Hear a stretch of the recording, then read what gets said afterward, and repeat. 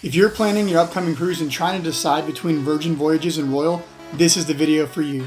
In this video, I'm going to help you make that decision by giving you 5 quick checks to figure out which side of the aisle you want to be on, Team Virgin or Team Royal, for your next cruise. It's not surprising that you may be trying to decide between Virgin Voyages and Royal Caribbean. Both of these cruise lines are known to be big names in the cruise industry and providing excellent service, though different. Personally, having sailed both, I feel like I can easily speak to this situation and kind of help you decide, especially if you're a new cruiser or haven't sailed on one of these cruise lines before and you're trying to decide which might be the right cruise line for you. Let's start this off with probably the most obvious one of the tips, and then from there we'll escalate to things you may not have known yet.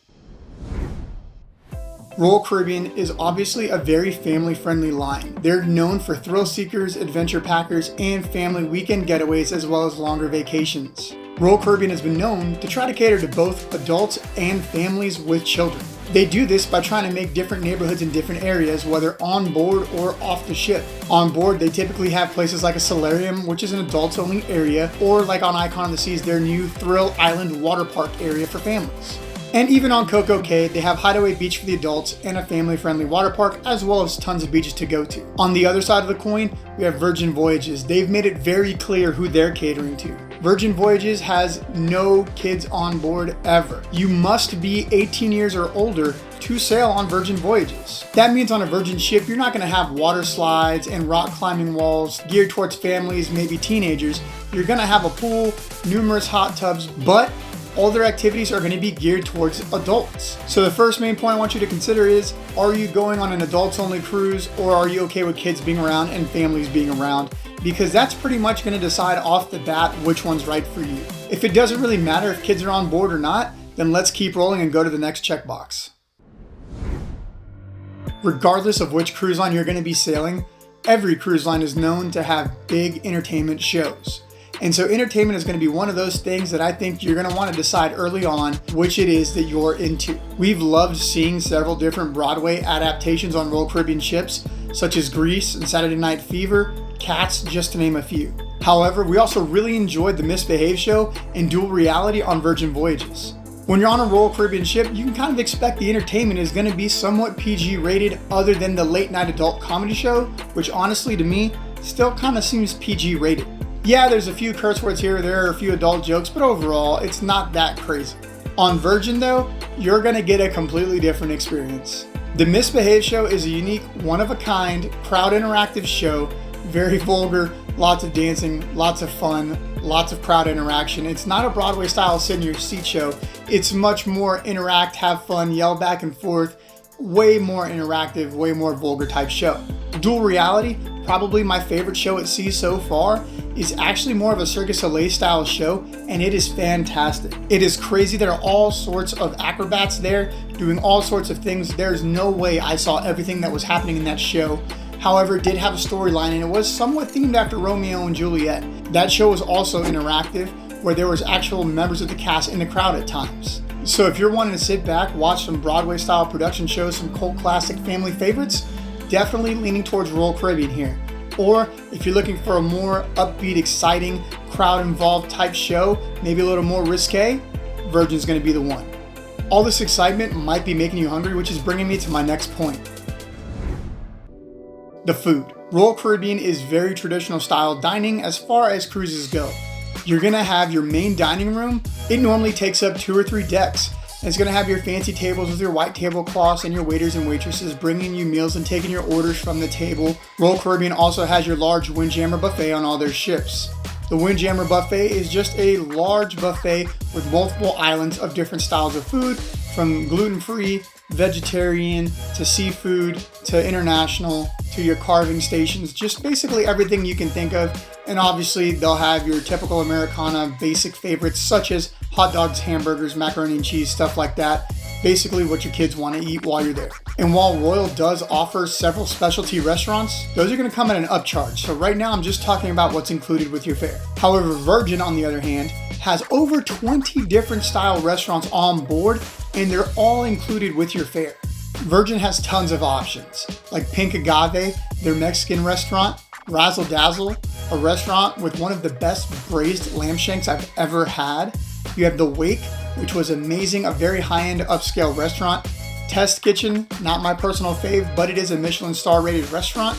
And instead of a windjammer, they actually have a marketplace with tons of different stands with a noodle bar and a sushi bar, a bagel bar, a salad bar, places that make flatbread panini style sandwiches, a French bakery. I mean, literally, if you dream it, they probably have it on board. Not to mention the pizza place, a pizza restaurant where you can go in and get personal pies made custom to order, not just a slice of pizza that's been sitting under a hot lamp like Royal has at Sorrento's. So if you're considering yourself a foodie and want what's included, the best option for food is gonna be on Virgin. With over 20 restaurants, it's gonna be pretty hard to choose which one to go to every night, especially on a 4 or 5 day sailing. You're gonna be hard pressed to make it to all of them. However, if you care more about that traditional cruising experience and that very fancy formal dining room experience and having your lobster night, then definitely Royal Caribbean is going to be the way to go. Or if you're a buffet style person and you don't really care about all these different fancy restaurant choices and the different types of food or dressing up on fancy formal night, then definitely Royal Caribbean, because you're going to have that huge windjammer buffet area with tons of options going on. And while the marketplace on Virgin does have some, I just feel like Royal has a very big selection as well. So I kind of alluded to it earlier, Royal Caribbean doesn't really include all that much in their fare. And as a loyal to Royal cruiser who's sailed with them over 30 times, I gotta tell you, that's the one big downside when comparing them to Virgin. Virgin does a great job of including stuff in their fare. Literally everything but alcohol is essentially included in your fare when you sail on a Virgin ship. With Royal Caribbean, if you wanted to try one of their specialty dining restaurants, they're gonna charge you somewhere upwards of $60 or more per person per restaurant plus gratuities. With Virgin, if you do go to one of their specialty restaurants, it's already included, so it doesn't matter. You don't have to worry about something tacked onto your bill. Royal Caribbean also doesn't include simple things like Wi-Fi. As a matter of fact, Wi-Fi can be pretty expensive on Royal Caribbean, with some packages costing upwards of $30 a day per device. To the contrary, Virgin actually includes basic Wi-Fi for every single sailor on board. There is an upcharge if you want the faster Wi-Fi that would allow you to stream or maybe even FaceTime back home. But honestly, just having the basic free Wi-Fi seems like such a great thing to add into your base fare, and that's definitely another positive for Virgin Voyages. Another thing included with Virgin Voyages is gratuities. And I'm not just talking about for your stateroom stewards like you might tip on Royal Caribbean, I'm talking about gratuities in general. There is no receipt and there is no tipping. That's all built into your bill, which is super, super nice. The last one here is kind of a twofer. It's going to be atmosphere and nightlife. This is really going to be the determining factor. Up to now, nothing's really tripped your trigger as to which way you want to go. This is the one you want to listen to. Let me start off by saying, if you're not a night owl, one of these cruise lines is not going to be right for you, and I think you probably already know which one it is. We've found when sailing on Royal Caribbean, during the day there was always stuff to do around the ship and always places to go hang out and have a good time. On our recent Virgin sailing, we actually found it pretty difficult to find stuff going on during the day. Most of the activities that were scheduled were fitness classes or just fitness programs. I ended up playing pickleball, obviously some type of fitness activity, for several hours one day because they had one session of trivia and really nothing else going on other than fitness classes. I've never really found that to be the case with Royal Caribbean, as there's always something going on. However, if late at night you like to come alive and you stay up late and like to party, one ship is the clear winner. While Royal Caribbean loves to do their sail away parties, and they also have several different parties like a white party or a themed party, Virgin Voyages is the party ship, and that is where they shine, is at night. Lots of fun entertainment, dinner shows, lots of parties and dancing, especially on the famed Scarlet Night.